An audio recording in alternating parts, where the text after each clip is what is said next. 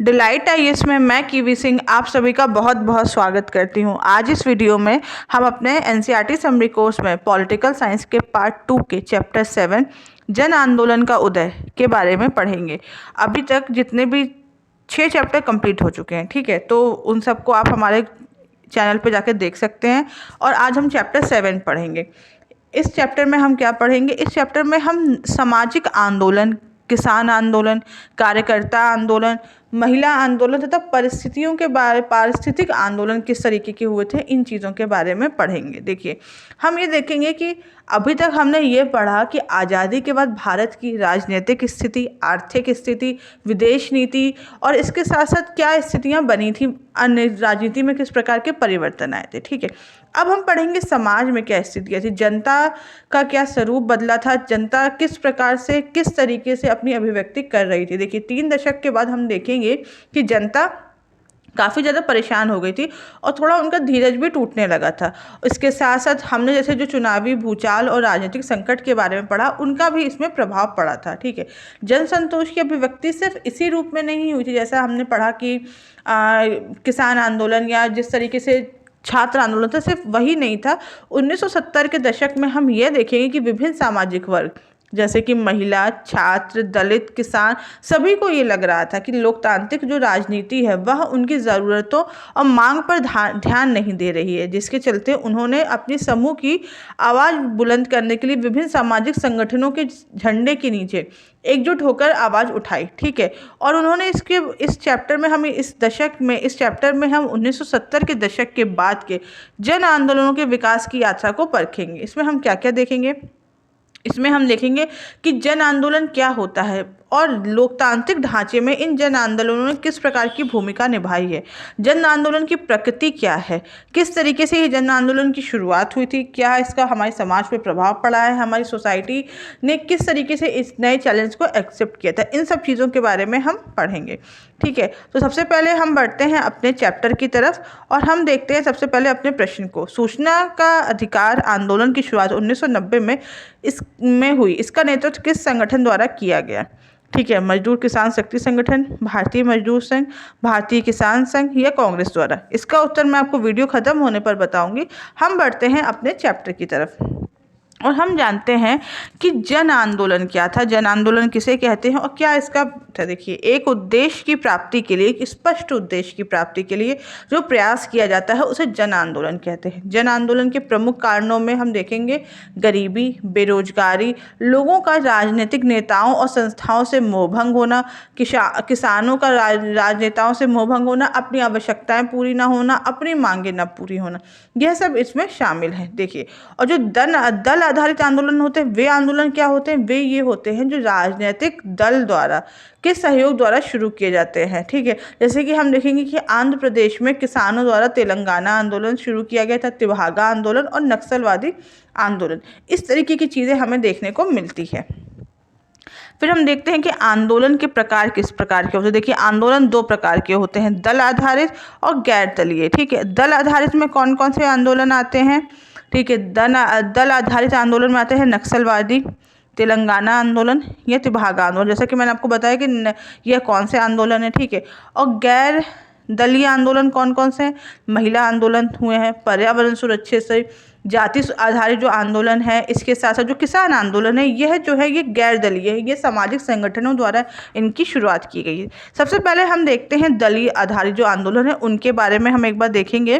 तो जो नक्सलवादी आंदोलन है यह दल आधारित आंदोलन का उदाहरण है। यह 1967 में चारू मजूमदार और कानू सान्याल के नेतृत्व में शुरू किया गया था। ठीक है, ये हमने यहाँ पर देखा। फिर हम देखा, जैसे कि हमने देखा अभी कि तेलंगाना आधारित जो किस प्रकार के आंदोलन, जैसे तेलंगाना के लिए कम्युनिस्ट पार्टी ने तिभागा और नक्सलवादी आंदोलन जिस तरीके से शुरुआत की गई थी। इसके साथ साथ हम इस प्रकार की चीज़ें जो आगे देखते हैं इसमें हमें चीज़ें पता चलती हैं। अब हम देखेंगे कि जो गैर दलीय आंदोलन है उनमें किस चीज़ के बारे में। देखिए, उसमें सबसे पहले हम देखते हैं जो पर्यावरण सुरक्षा में है, उसमें हम चिपको आंदोलन के बारे में देखते हैं। यह पर्यावरण आंदोलन है। यह 1973 में उत्तराखंड से शुरू हुआ था। वन विभाग ने खेतीबाड़ी के औजार बनाने के लिए पेड़ों की कटाई से इनकार किया, जबकि खेल सामग्री के जो विनिर्माता थे उन्होंने व्यावसायिक इस्तेमाल के लिए जमीन का आवंटन कर दिया था। ठीक है, तब उस समय क्या हुआ था, महिलाओं एवं समस्त ग्रामवासियों द्वारा पेड़ों की कटाई का विरोध हुआ था और महिला पेड़ों की कटाई के विरोध में पेड़ों से चिपक गई थी, इसलिए इन्हें चिपको आंदोलन कहते थे। अच्छा, इस समय गांव वालों की मांग क्या थी? जो स्थानीय लोग थे, स्पेशली जो महिलाएं थी, वह जल, जंगल, जमीन जैसे प्राकृतिक संसाधनों पर अपना नियंत्रण चाहते थे। सरकार लघु उद्योगों के लिए कम कीमतों पर सामग्री उपलब्ध कराए, ऐसा वह चाहते थे। इसके साथ साथ वह क्षेत्र में पारिस्थितिकी संतुलन बनाने के बिना विकास सुनिश्चित करना चाहते थे। वह यह चाहते थे कि किसी भी प्रकार का संतुलन को गड़बड़ ना हो। ठीक है, और इसके साथ साथ महिलाओं ने उस समय शराबखोरी की जो लत लगी हुई थी उसके खिलाफ भी आवाज़ उठाई थी। इसमें हम परिणाम क्या देखेंगे? हम परिणाम यह देखते हैं कि सरकार ने 15 सालों के लिए हिमालयी क्षेत्र के जो पेड़ों थी उनकी कटाई पर रोक लगा दी थी। इसके जो प्रमुख नेता थे वो सुंदरलाल बहुगुणा थे, जो यहाँ के विभिन्न आंदोलन के प्रतीक थे। ठीक है, उन्होंने महिलाओं को उनकी अधिकारों के लिए भी जागरूक किया था। अब हम देखते हैं जाति आधारित जो आंदोलन है, उसमें हम देखते हैं दलित पैंथर आंदोलन। अच्छा, इससे पहले एक और बात, जो चिपको आंदोलन है ना, वो महिला आंदोलन और पर्यावरण सुरक्षा दोनों ही आंदोलन में आता है। फिर हम देखते हैं ताड़ी विरोधी आंदोलन के बारे में। देखिए, शराब विरोधी की शुरुआत में आंध्र प्रदेश के नेल्लौर जिले के दुबरटकंडा गांव से इसकी शुरुआत हुई थी। लगभग 5000 गांवों की महिलाओं ने इस आंदोलन में भाग लिया। नेल्लौर जिले में ताड़ी की बिक्री की नीलामी 17 बार रद्द की गई और ताड़ी की बिक्री बंद करो का नारा लगाया गया।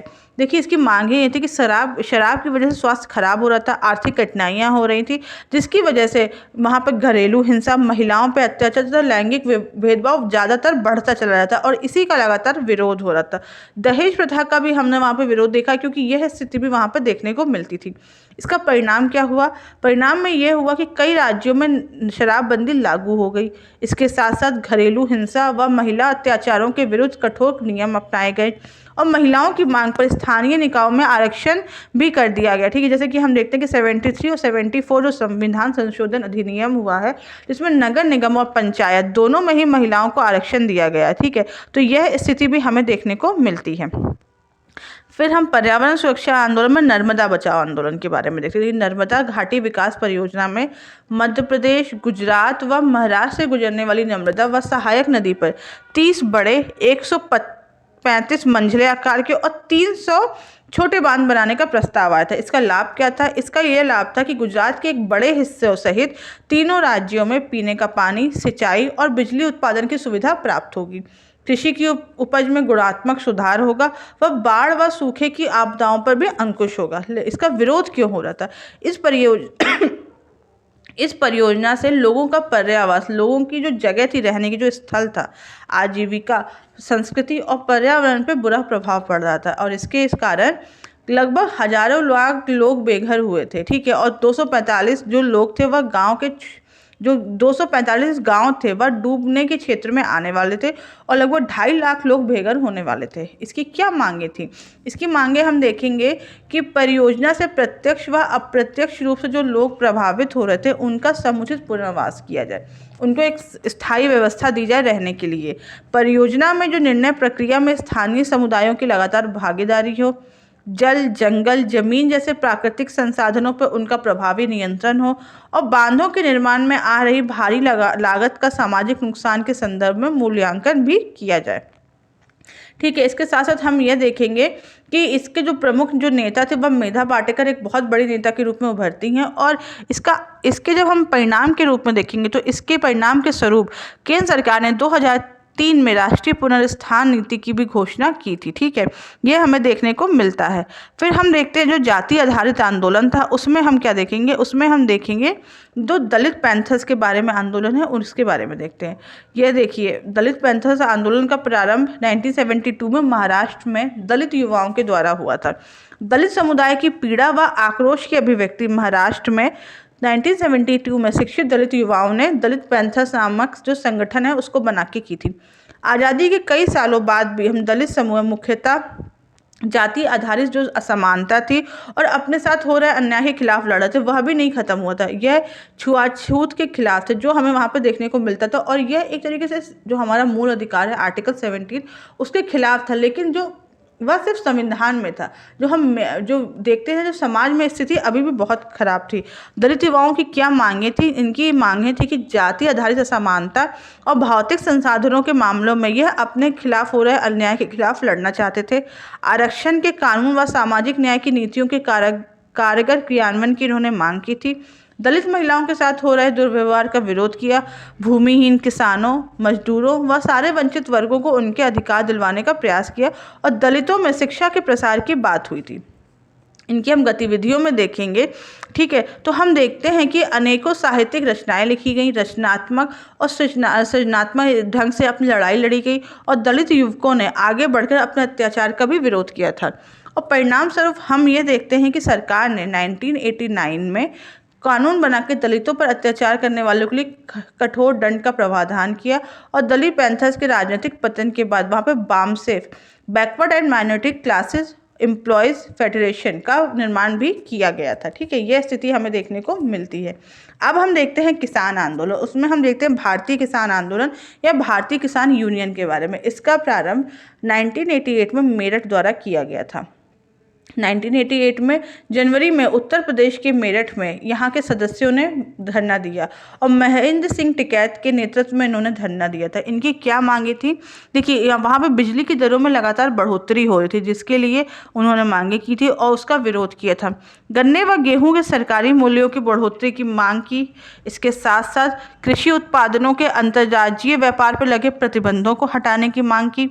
निर्बाध विद्युत आपूर्ति की सुनिश्चितता की बात करी। किसानों के लिए पेंशन के प्रावधान की बात करी और किसानों का जो कर्ज है उसको माफ़ करने का प्रयास किया।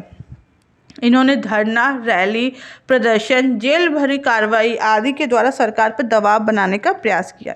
अच्छा, इनकी विशेषताएं क्या थी कि ये जो यूनियन था ना, इन्होंने किसानों के लिए किसानों को साथ में रखने के लिए जातिगत जुड़ाव का इस्तेमाल किया।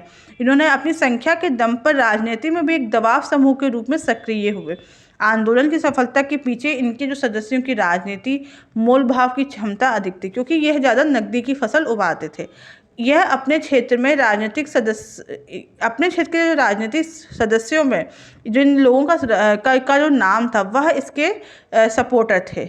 महाराष्ट्र का शेतकारी संगठन और इसके साथ साथ कर्नाटक का भी जो रैयतकारी संगठन है वह भी किसान संगठनों का बहुत बड़ा हम देखते हैं कि वो काफ़ी अच्छा विरोध था। ठीक है, यह स्थिति भी हमें देखने को मिलती है और यह जितने भी आंदोलन हुए ये प्रमुख आंदोलन हुए हैं।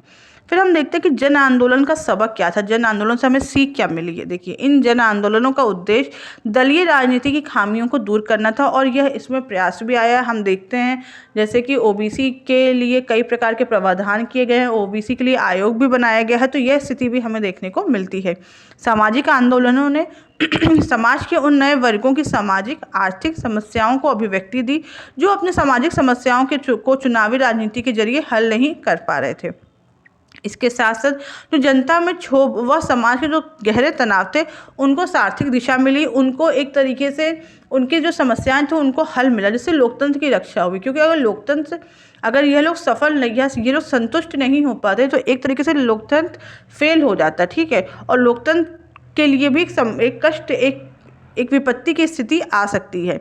सक्रिय भागीदारी के नए प्रयोग ने लोकतंत्र के जनाधार को बढ़ाया था। ठीक है, लोग अब काफ़ी जागरूक हो गए थे अपने अधिकारों के लिए। इसके साथ साथ हम ये देखते हैं जो दबाव समूह बने थे, जिससे लोकतंत्र में एक बहुत बड़ा इन्होंने अपना रोल बनाया था। जनता जागरूक हुई, जिससे लोकतांत्रिक राजनीति को समझने में एक बेहतर ढंग मिला था। ठीक है, अब हम जानते हैं सूचना के अधिकार आरटीआई के बारे में। आरटीआई की शुरुआत, इस आंदोलन की शुरुआत 1990 में MKSS यानी कि मजदूर किसान शक्ति संगठन ने की थी। ठीक है, और इसकी शुरुआत राजस्थान के दौसा जिले के भीम तहसील से हुई थी। ग्रामीणों ने प्रशासन से अपने वेतन व भुगतान के बिल उपलब्ध कराने के लिए कहा, क्योंकि उन्हें ऐसा लगा कि उनकी जो दी गई मजदूरी है उसमें हेराफेरी हुई है। आंदोलन के दबाव में राजस्थान सरकार ने कानून बनाया कि जनता को पंचायत के दस्तावेजों की प्रमाणित प्रतिलिपि प्राप्त होगी। पंचायतों के लिए बजट, लेखा खर्च नीतियों व लाभार्थियों के बारे में सार्वजनिक घोषणा करना अनिवार्य हो गया। 1996 में हम देखते हैं कि जो ये संगठन था, मजदूर किसान शक्ति संगठन ने दिल्ली में सूचना के अधिकार के लिए एक राष्ट्रीय समिति का गठन किया और 2004 में हम देखेंगे कि सूचना के अधिकार को विधेयक के रूप में सदन में रखा गया और 2005 में इसको राष्ट्रपति को मंजूरी मिली, जो कि एक जो सूचना का अधिकार एक बहुत ज़रूरी और एक हम कह सकते हैं हमारी डेमोक्रेसी के लिए एक बहुत अच्छा कदम था, वह उसको मंजूरी मिली। देखिए जो ये आंदोलन है, ये हमें कई बार ऐसा लगता है लोगों को कि जो आंदोलन है ये लोकतंत्र के लिए खतरा है, लेकिन ये लोकतंत्र के लिए खतरा नहीं है। यह लोगों का लोकतंत्र के प्रति विश्वास है जो जागृत करते हैं। ठीक है, कई बार हम देखते हैं कि स्थिति बहुत खराब हो जाती है, लेकिन जो ये लोकतंत्र, जो ये लोग जब तक विरोध नहीं करेंगे तब तक हमें पता नहीं चलेगा कि लोकतंत्र किस तरीके से बना हुआ है। इनका उद्देश्य क्या है? इनका उद्देश्य यह है कि दलीय राजनीति की खामियों को दूर करना और दूर करना है। ठीक है, वे ये क्योंकि हम देखते हैं कई जगह जब लोगों को संतुष्ट करने के लिए कई प्रकार की चीज़ें रखी जाती है, लेकिन जो ये आंदोलन है, जो जन आंदोलन है, ठीक है, वह उनको जनाधार का बहुत बड़ा सपोर्ट होता है, जिसकी वजह से कई प्रकार की स्थितियां देखने को मिलती है। जैसे कि अभी हम लोकपाल के बारे में देखेंगे। ठीक है, हमने देखा कि जब अन्ना के द्वारा जो आंदोलन किया गया था, ठीक है, तो यह स्थिति भी हमें देखने को वहाँ पर मिली है। अतः हमें इन्हें समस्या के तौर पर नहीं देखना चाहिए, एक तरीके से हमें यहाँ पर सपोर्ट के रूप में देखना चाहिए, या हमें यह देखना चाहिए कि यह लोगों का जो विश्वास है लोकतंत्र के प्रति वो अभी तक बना हुआ है, इसलिए ये विरोध हो रहा है। तो हम आते हैं अपने आज के प्रश्न की तरफ। तो आज का प्रश्न है, सूचना अधिकार आंदोलन की शुरुआत सन 1990 में हुई, इसका नेतृत्व किस संगठन ने किया? तो जैसा कि मैंने अभी आपको बताया है, तो इसका नेतृत्व मजदूर किसान संगठन ने राजस्थान से शुरू किया था। तो आज के वीडियो में बस इतना ही। अगर आपको इस वीडियो से रिलेटेड कोई भी डाउट हो तो आप मुझे कमेंट बॉक्स में बताएं और फ्री PDF के लिए हमारे टेलीग्राम ग्रुप से जुड़ें। Thank you so much.